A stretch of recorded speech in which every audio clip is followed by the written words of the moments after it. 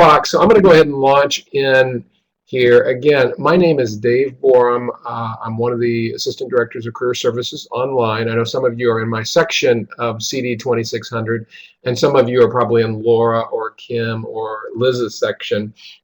So we just kind of split it up to make multiple times available for all of you. I know this is a makeup session, so probably you're from all of those sections. A few things as we get started.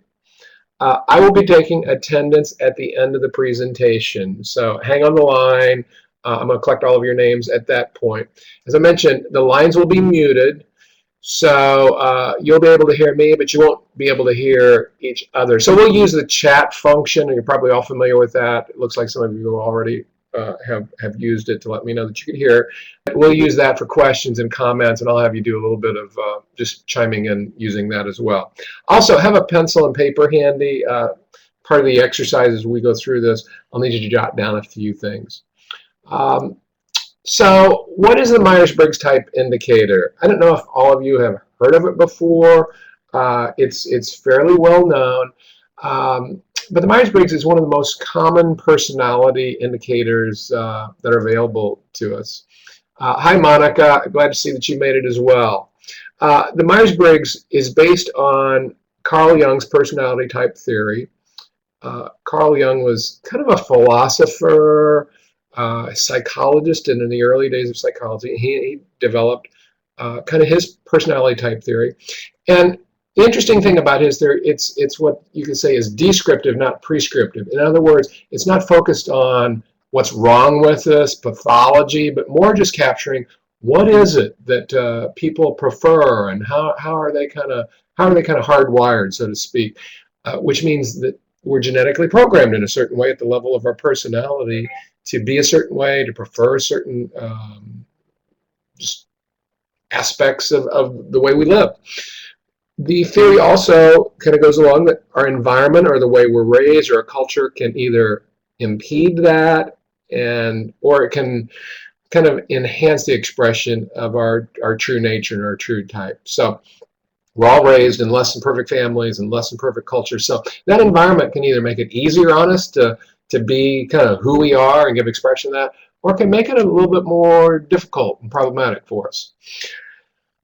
A mother-daughter team, Catherine Briggs and Isabel Myers, took Jung's theory and worked it into what has become known as the MBTI today, Myers-Briggs, since their names. That was done in the 20s and 30s, and they did a really good job of, in some ways, simplifying it, making it more user-friendly and applicable.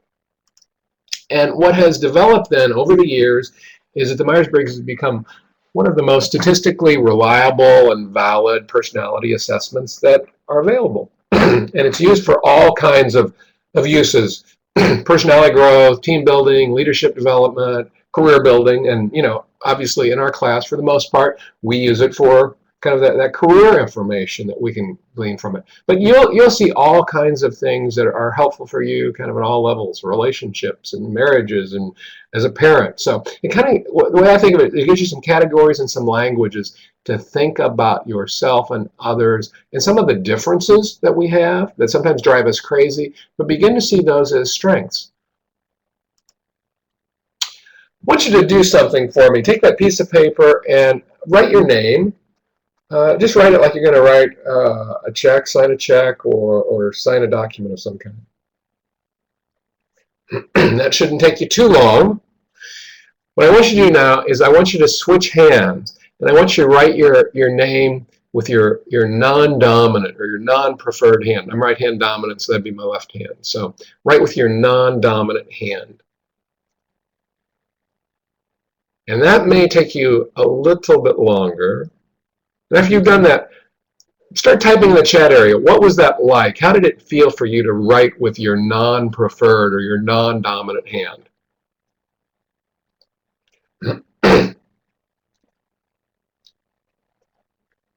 Uncomfortable, yeah. It just doesn't feel like right, and it's awkward. It's unnatural. When you write with your preferred hand, your dominant hand, you don't even think about it. It just kind of flows. Yeah, Danielle says it's hard to do. You have to really work at it. You have to concentrate. Usually, yeah, it's messy. The results aren't very good. When you work in your non-preferred or you're kind of outside of that area, it's like it's sloppy. It's also kind of tiring. If you had to do it all day, it'd probably really wear you out. I think this is a great kind of little analogy or example of what we're getting at when we talk about our preferences at the level of our personality. And obviously, we all use one hand more comfortably. And that's analogous to our personality preferences. We don't even think about it. They just flow. It's just the most natural thing for us to do and to be that way. We come to use that dominant hand not as a matter of choice, not because our parents told us, oh, you need to be right-handed. It's just inborn. It's genetic. We can use both hands, like I had you do. I mean, you can switch it up and use your left hand to write, even though the results aren't very good. We can use our non-dominant hand, and that'd be analogous in our personality to out-of-type behavior. It's good to be flexible. I use my left hand every day. I'd be lost without it. But I don't prefer it in most things where I really need to like focus on something or fine-tune it or repetitive kind of things. And we can do that way with personality. It's great to be flexible and adaptable. Sometimes we have to kind of do things and function in ways that aren't natural for us, but it's good to not be locked into that. It's better to be right-handed or left-handed? Not really. Sometimes people, I know my mother-in-law. She was raised in an era where they tried to force kids, she was left-handed, to force them all to learn to write right-handed. And as a result, she never really learned. I mean, she wrote left-handed, but her writing was really messy. And yet, it's not better to write right-handed or left-handed. And so it's just a kind of an example of diversity. Although, some of those diversities, if we don't understand them or see the positiveness of them, they can kind of drive us crazy. So it's just a simple kind of analogy to these dominant preferences that we have that are a little bit more complex at the level of personality. And so we're going to look at 4 of these with the Myers-Briggs. Our preferences as they relate to energy, kind of where we direct our focus and where we're energized from. Our style of perception, kind of our way of taking in information and what we notice and attend to in the world. Our decision-making style, kind of, our preference of how do we come about to make the choices and decisions that we make. And then finally, our orientation to the outer life. In other words, how we prefer to organize time or our things. All of those are kind of, preferences that we have that we function naturally. So we're going to walk through each of these 4. Get started with the first one. I want you to imagine you're invited to a social gathering by a colleague where you will know only a couple people. I want you to think through and start chatting. And how do you feel about that invitation? Are you excited about meeting new people? Are you kind of anxious about hanging out with a bunch of people you don't know? What do you do when you get to the party? Where do you hang out? What do you do? So just kind of chime in the chat area here. Okay, Melinda's eager, kind of excited, and Monica's the same. You love to meet new people. Okay.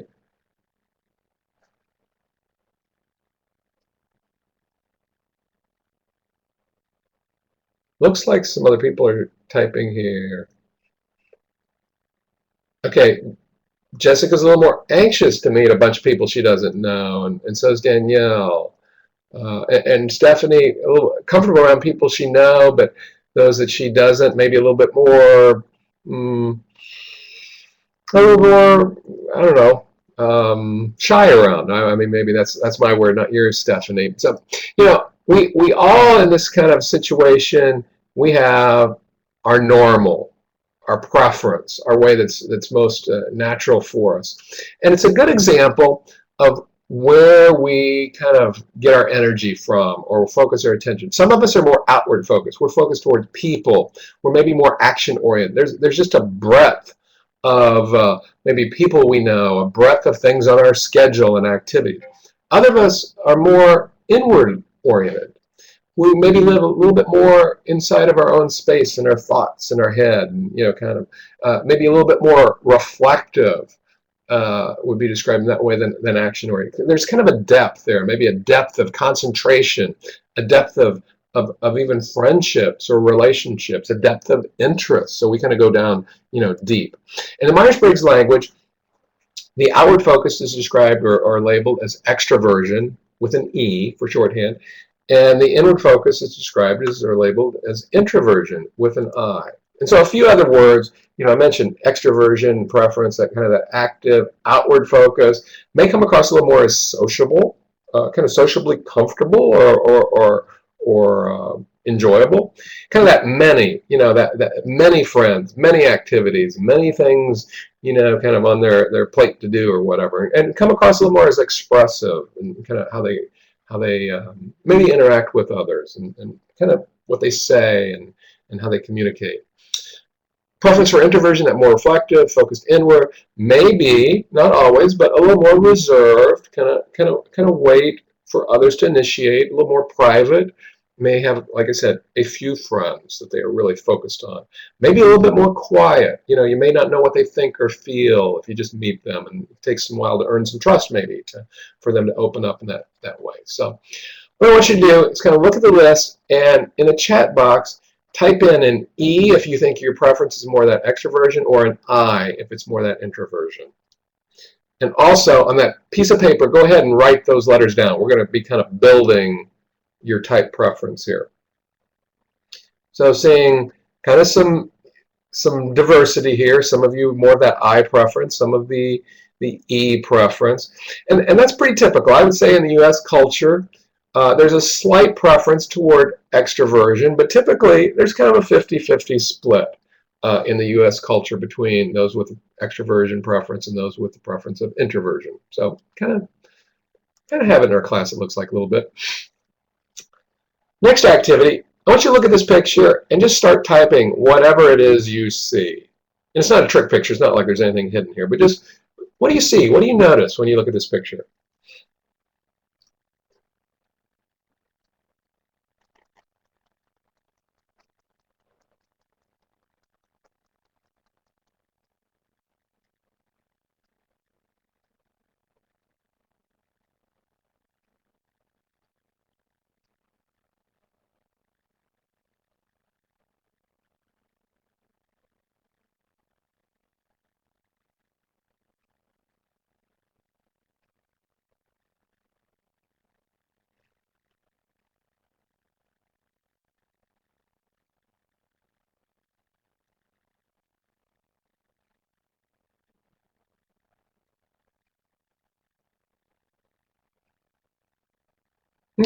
Okay. I'm giving you some time because, a lot of you started to notice, hey, two foxes, they're kind of close together. There's a blanket, there's a water, all of that.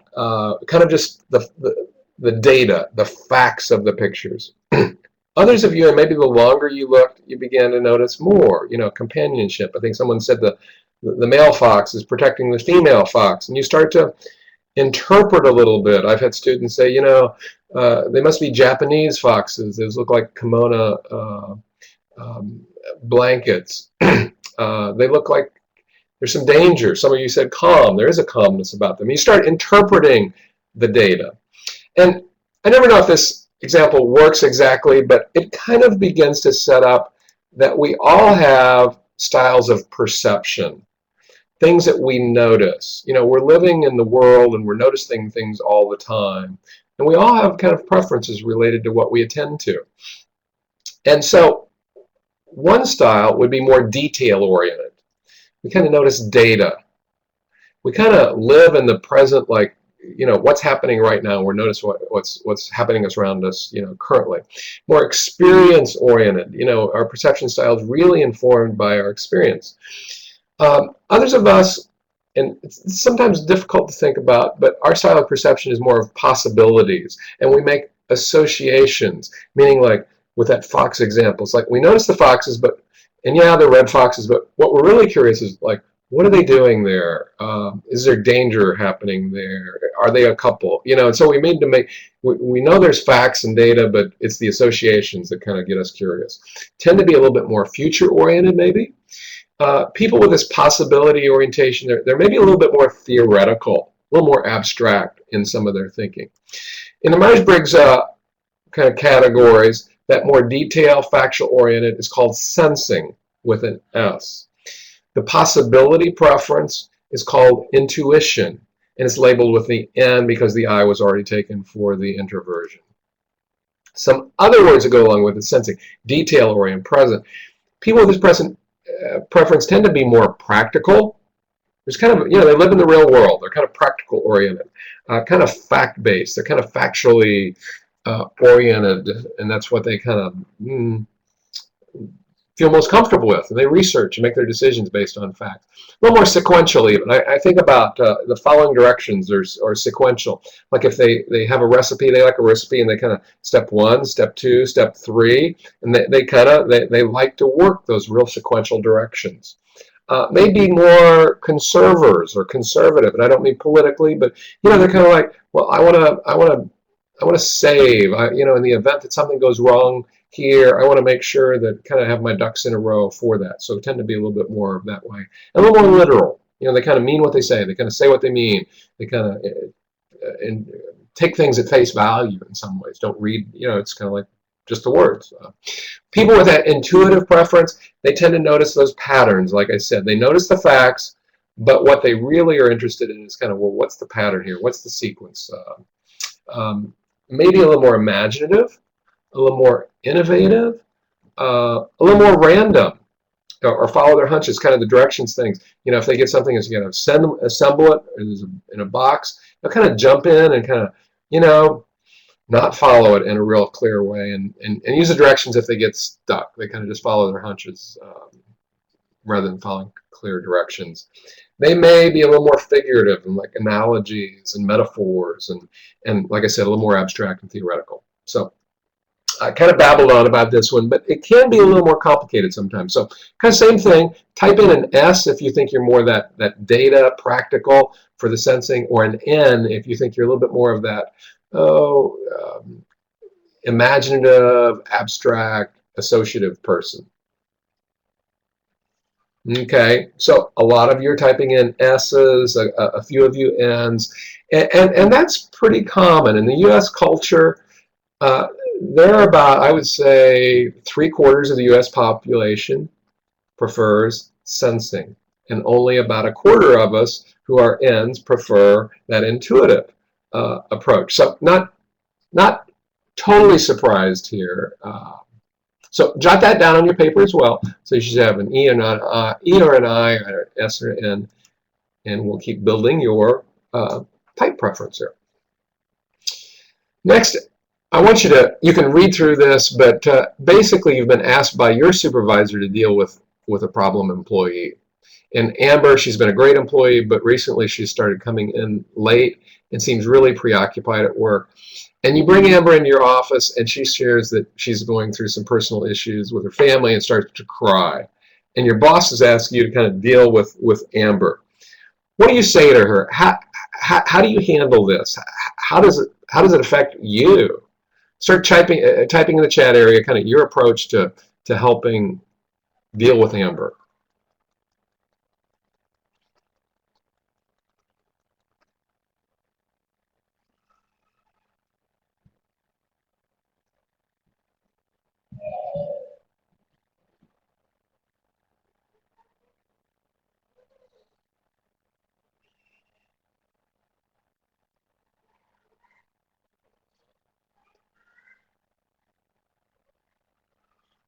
Everybody's fiercely typing here, I can tell.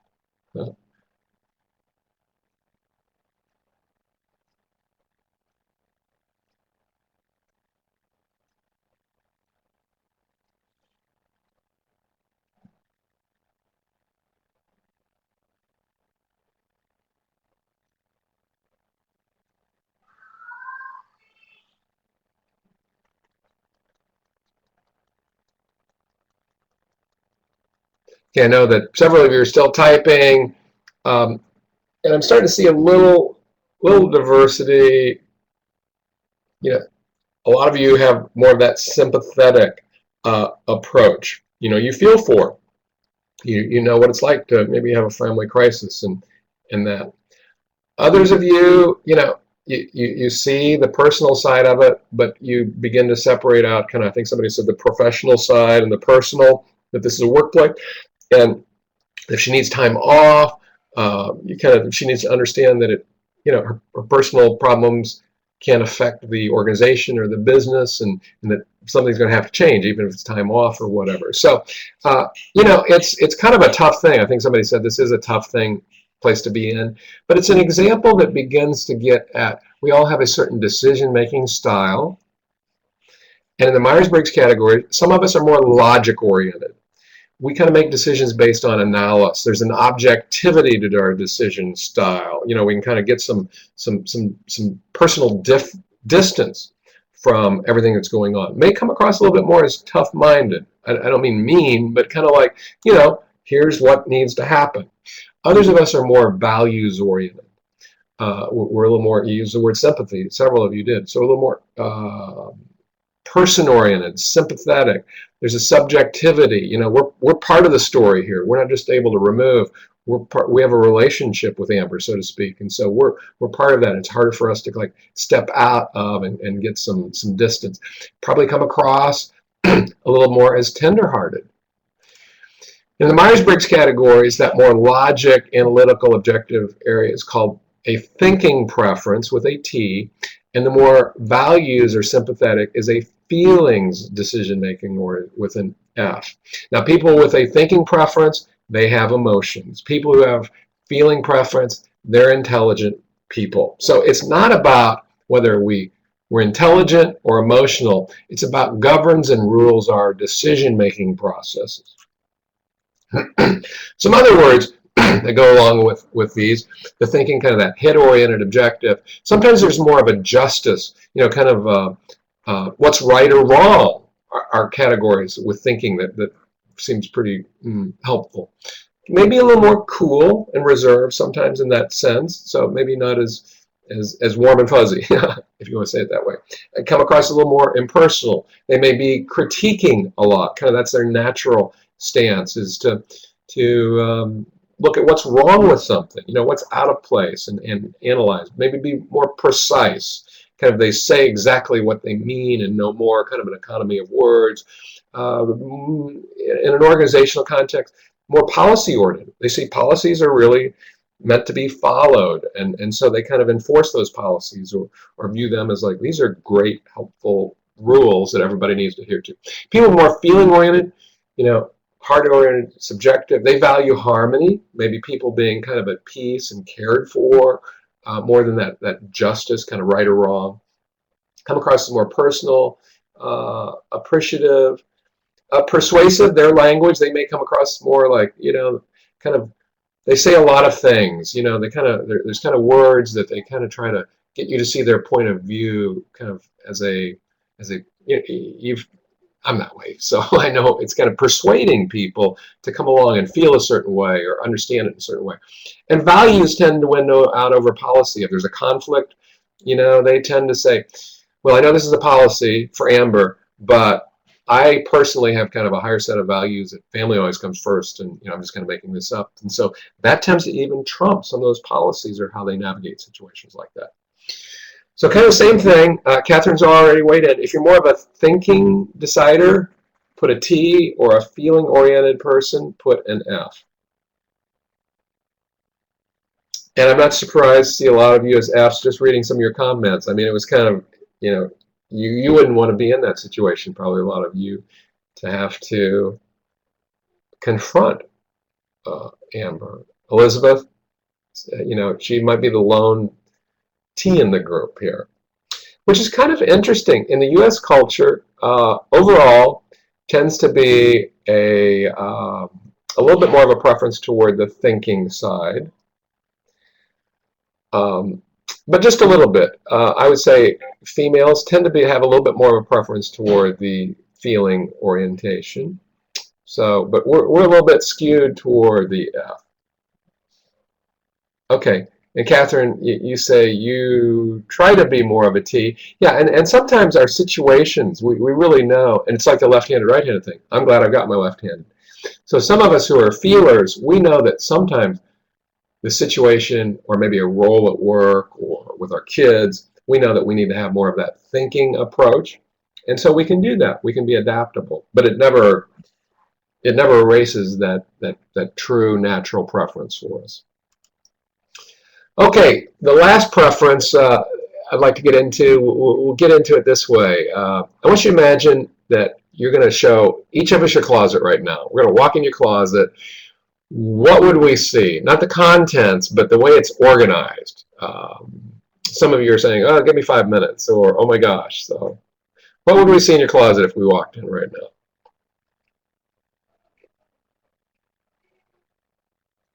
Okay, Jessica's organized because you just moved. Catherine's having an oh my god moment, it looks like. Okay, Nicole. So yours a little bit more on the right, Nicole, right? And May's is as well. Okay.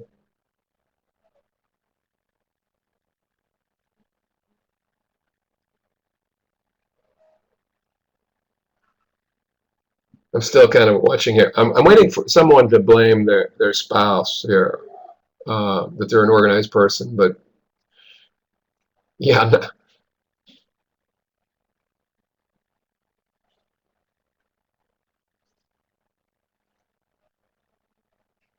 Okay, Dan. Yeah, I knew somebody had put that in there. Okay, okay. Well, it's kind of a silly example. It's just a normal everyday life example about how we organize our stuff. But the Myers-Briggs theory is that our personality is expressed in some ways, sometimes it's seen most clearly in really small preferences. It's not the big things in life. They can get kind of complicated. But some of these little preferences, like how we keep our closet, and it gets at our need for structure or order. And so some of us are very structured oriented. Um, we might come across as more decisive. We know what we like. We know what we don't like. And, we go to a restaurant and we know exactly what we want on the menu. We're more planners. We kind of have a more scheduled approach to life. Um, Others of us are more flexible. We don't need everything as organized and ordered. It's harder for us to make decisions or commitments. So we're a little more tentative, a little more spontaneous, kind of open to whatever happening, a little bit more adaptable, and so deal with change a little more easily sometimes. The Myers-Briggs language, that preference for structure is labeled as judging with a J, and it doesn't mean judgmental, but just a preference for that structure. The other preference is the flexibility or spontaneity and adaptability is perceiving with a P. A few other words, people with a judging preference, they tend to be organized, so their closet was the one on the left. They're structured, tend to value control. They're most kind of at ease and comfortable when they kind of call the shots, or they're in control. They're able to decide for themselves. A little more decisive and deliberative. Kind of work toward closure. It's like they know what needs to be done. There's a deadline they're working toward, and they feel most anxious. They feel most anxious when things are undone. They feel most comfortable when they work toward closure and they can check it off their list. So they're planning and kind of checking those things off their list. That feels really good. People with a perceiving preference, they're probably more flexible. They kind of, the whole go with the flow. That's kind of how they approach life a little bit more. They value experience, might be a little more curious. So, curiosity is sometimes getting off the track. Kind of, you're going down one path. It's like, oh, I wonder what that is. And you kind of, meander a little bit. A little more spontaneous. They can kind of just do things on a whim. Maybe more open. Kind of a responder. People maybe take less initiative sometimes and respond to the opportunities or people that come along and kind of will take advantage of that. So same drill. If you think you're more of that structure-oriented person, put a J for the judging. If you're more of that flexible, adaptable, spontaneous, put a P for perceiving.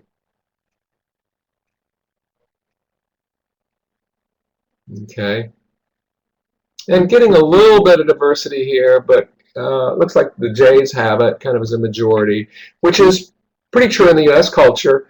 About 3/4 of the U.S. population tends to be judging oriented.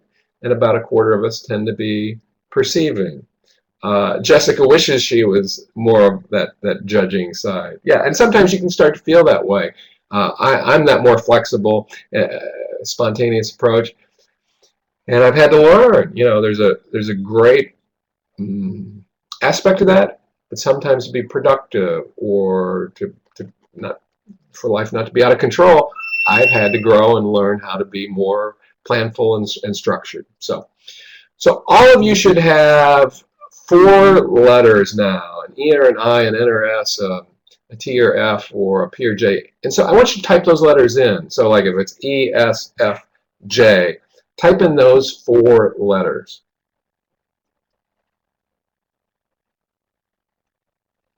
And you'll start to see if you're seeing these, there's some nuance, some diversity of the class, even though kind of as we went, maybe a lot of you were extroverts or a lot of you were those judging preferences.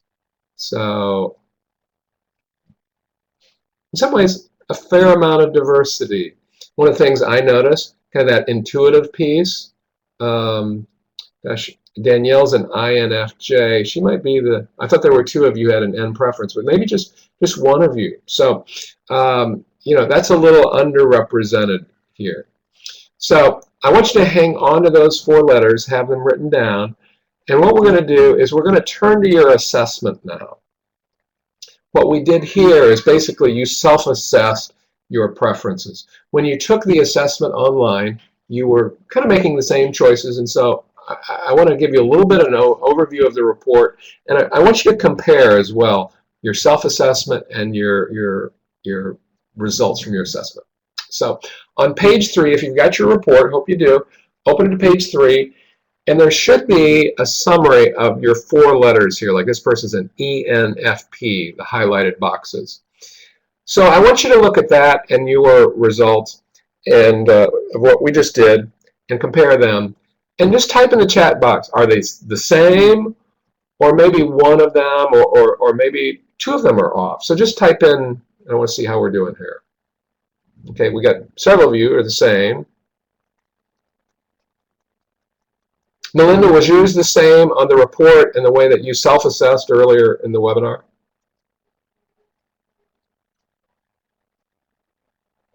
Okay. Elizabeth, was yours like 1 letter different or 2 letters different?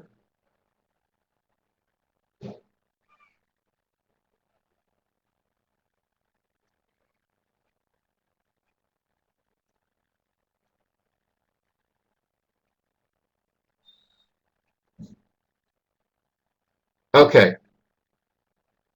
Okay, Catherine. I can look that up. Remind me at the end. I don't think I can do it now, but I'll try to get you your results. So just remind me at the end, and that'd be great. 1 off. Okay, and that's fairly typical where maybe 1 of them will be off. At the bottom of this page, there's what's called a clarity of reported preferences, a little bar graph. And this person, they are very clear on all 4 of these functions. Some of you might look at it and the bar graph be real close to that slide area, almost on the middle line, okay? So what this bar graph is getting at is the clarity of what you are reporting as your type. It's not measuring the degree of that type. It's a little different kind of assessment. Some assessments measure the degree. This is just representing the clarity of your responses. It's like the right-handed, left-handed. It's not like I'm extremely right-handed or slightly right-handed. I'm either right-handed or left-handed. That's what the way this particular assessment is set up. And the reason I bring this up in here is because some of you might be close to the middle here, and it could be that as you did this we kind of walked through the exercises, you said, my real preference is the other direction. And typically I'd say trust your reported type, what we did earlier, especially if it's on the line here. You might want to explore that.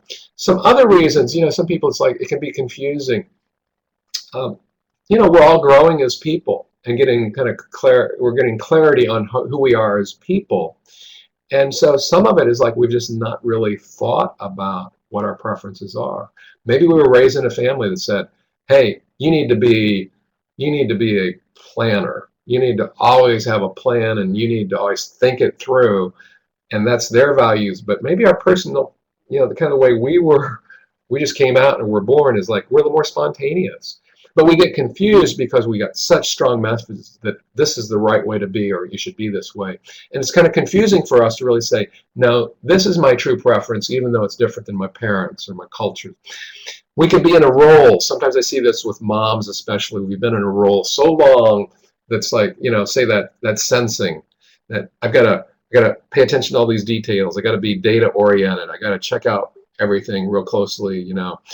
That the role begins to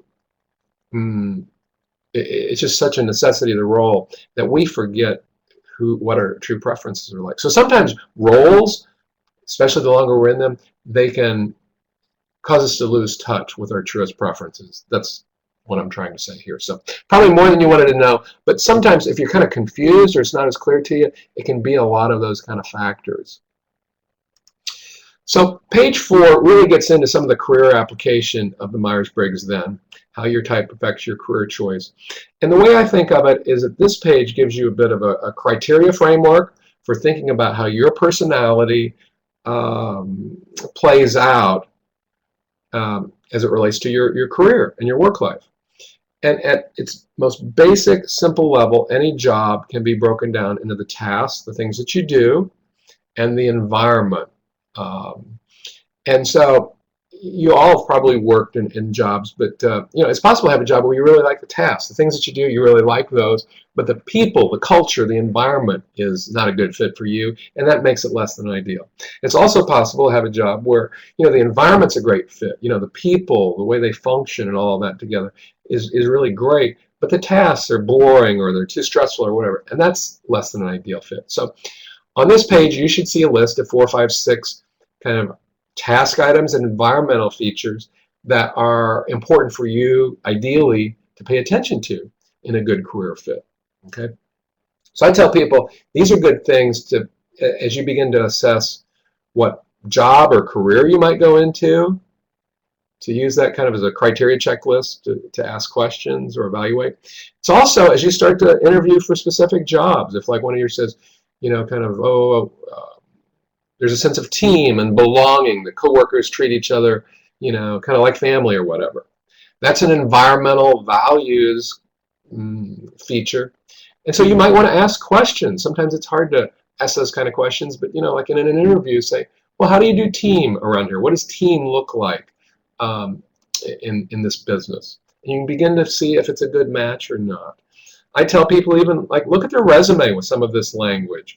Maybe these are the things that you really want to make sure, maybe there's 1 or 2 of them that you want it to be represented in your resume because it's important to you. It's the kind of work or emphasis that you want to bring forth in a resume or some of the language in a cover letter. You need to personalize it, but it helps you to start thinking in that way as well. So again, kind of a criteria framework for you to use in evaluating, asking questions, doing informational interviews or whatever.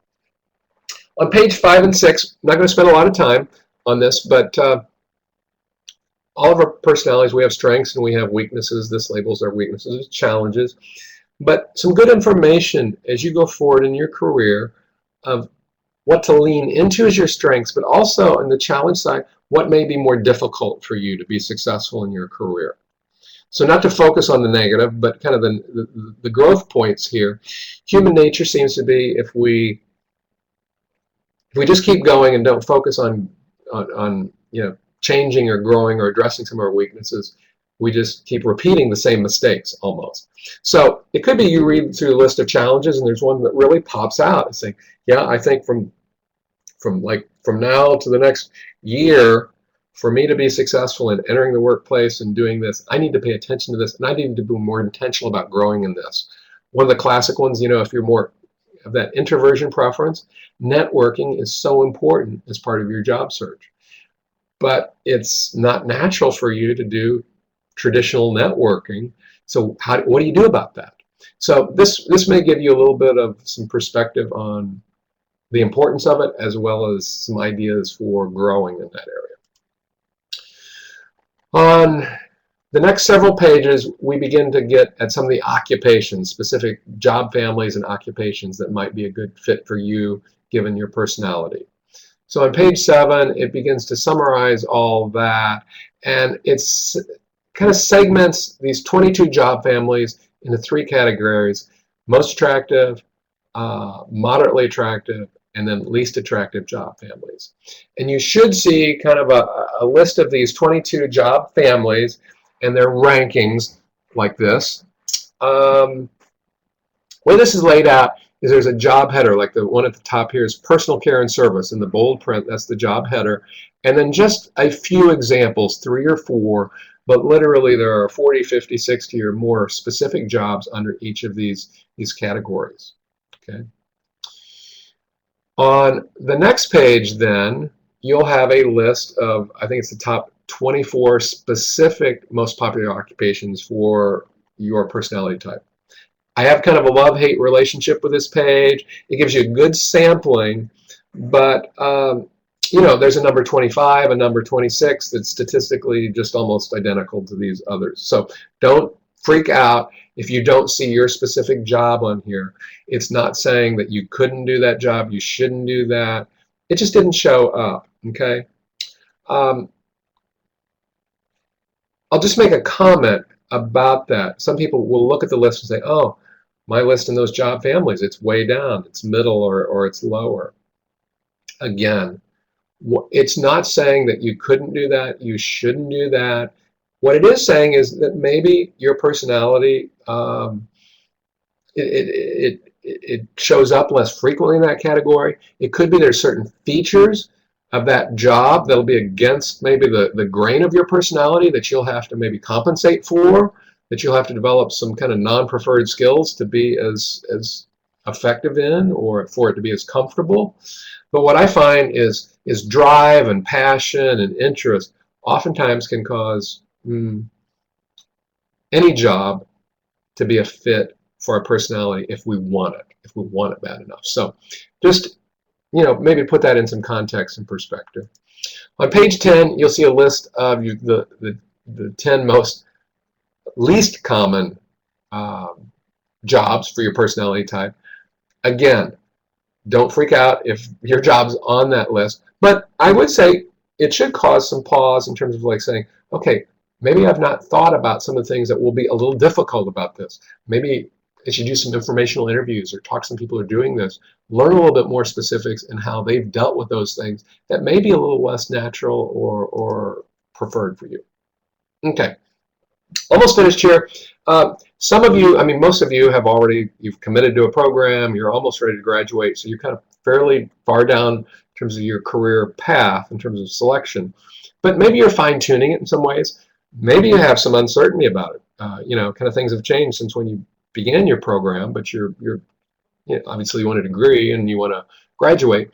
There's a reference in the report called the online onetcenter.org. It's a great source of a lot of information for exploration, as well as for some of your job searching and networking. So I'd like you to become familiar with it. If you want to do some more exploration, it's based on that same job family menu of 22 job, you know, categories, and you can go in there and just kind of pop down in one of those, and 40, 50 jobs will come out that you can explore.